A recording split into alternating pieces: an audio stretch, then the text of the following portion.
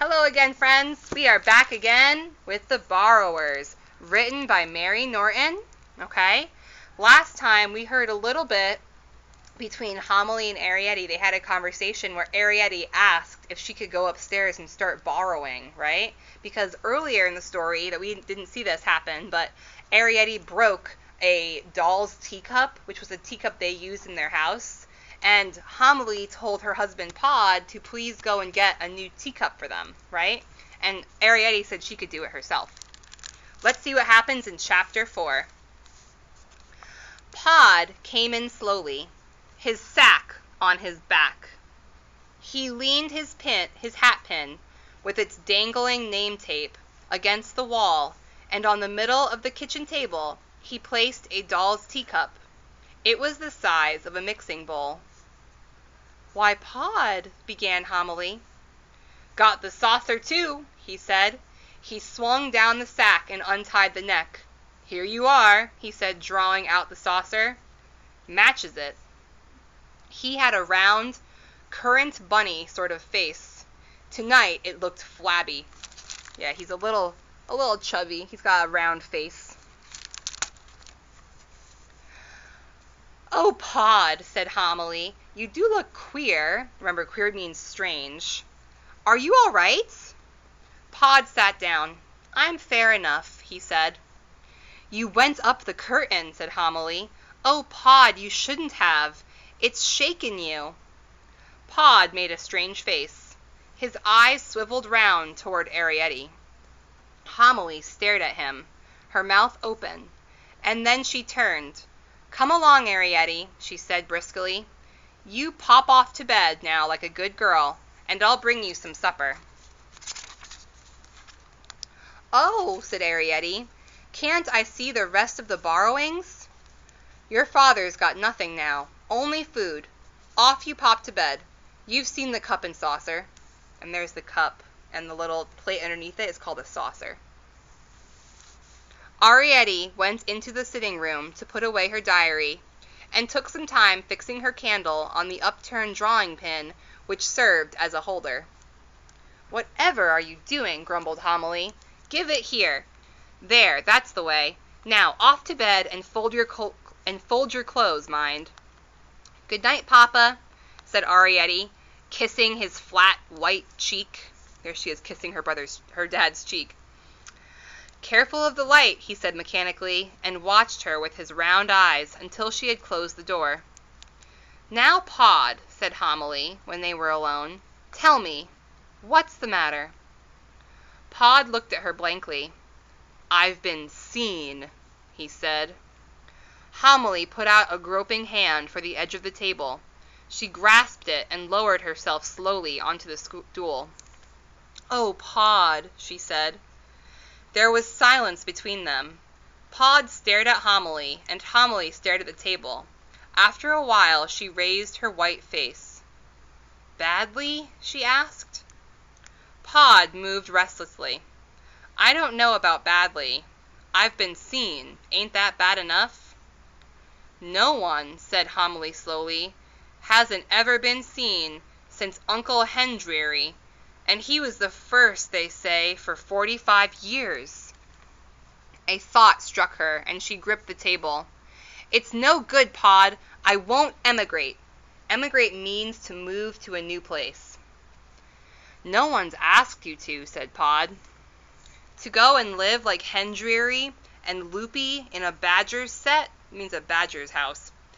The other side of the world, that's where they say it is. All among the earthworms."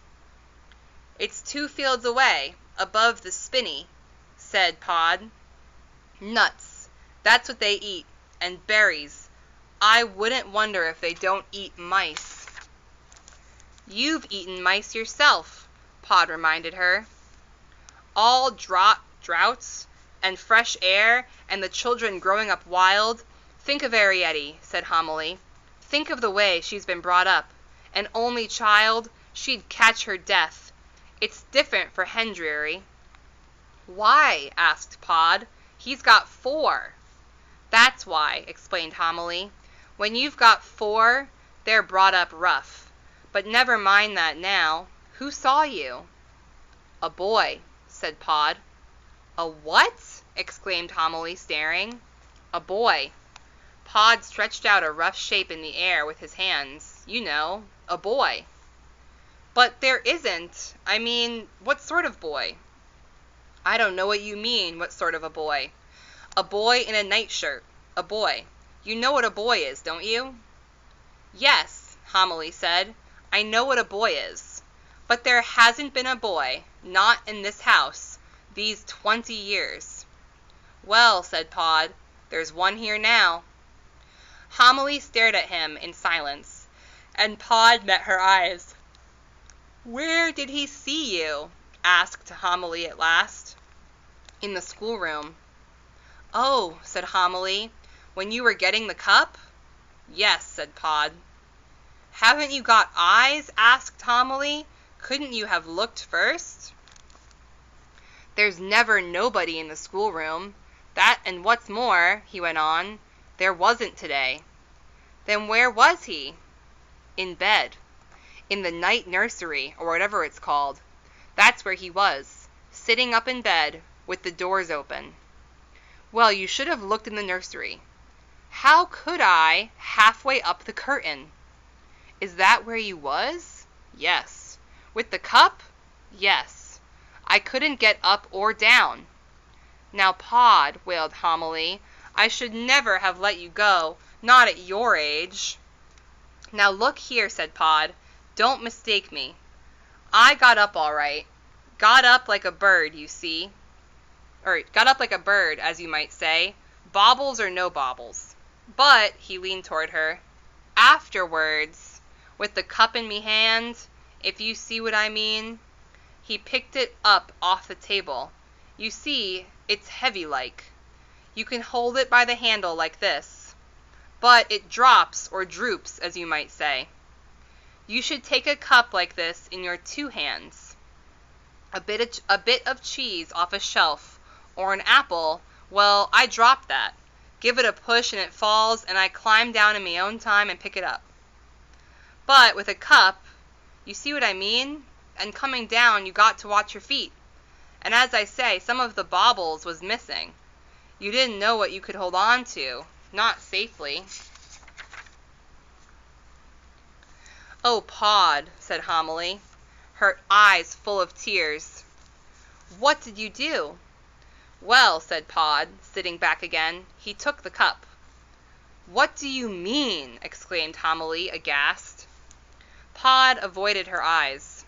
"Well, he'd been sitting up in bed there watching me.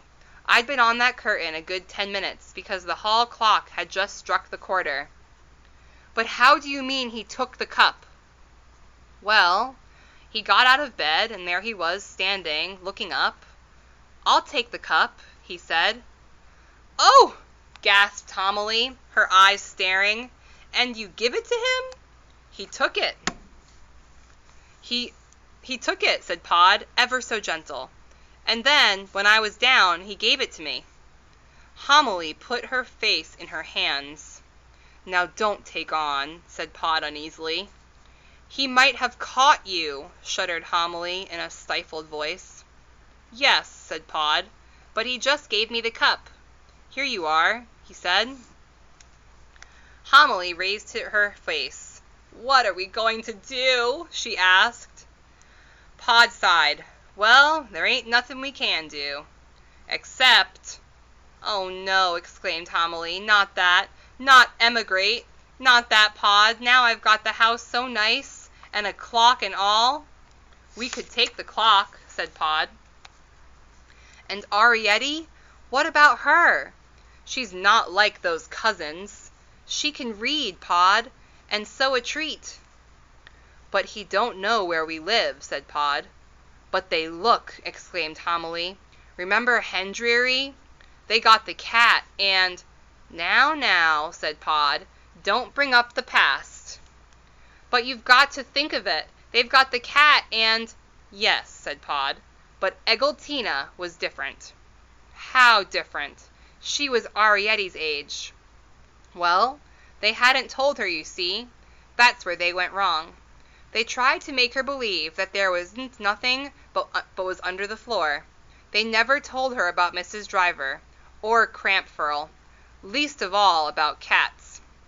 There wasn't any cat, Homily pointed out, not till Handreary was seen. Well, there was then, said Pod. You got to tell them. That's what I say, or they try to find out for themselves. Pod, said Homily solemnly, we haven't told Arrietty. Oh, she knows, said Pod. He moved uncomfortably. She's got her grading. She doesn't know about Eggletina. She doesn't know about being seen. Well, said Pod, we'll tell her. We always said we would. There's no hurry. Homily stood up. Pod, she said, we're going to tell her now. All right, friends, that's it for Chapter 4 today. Oof, oh my gosh. Their dad, Pod, has been seen by the little boy. I bet that this is the same little brother that was mentioned in Chapter 1, right? With Mrs. May, her younger brother, was the one who saw them originally. That's probably him now. Oh my goodness. I can't wait to see what happens in Chapter 5. See you next time. Bye!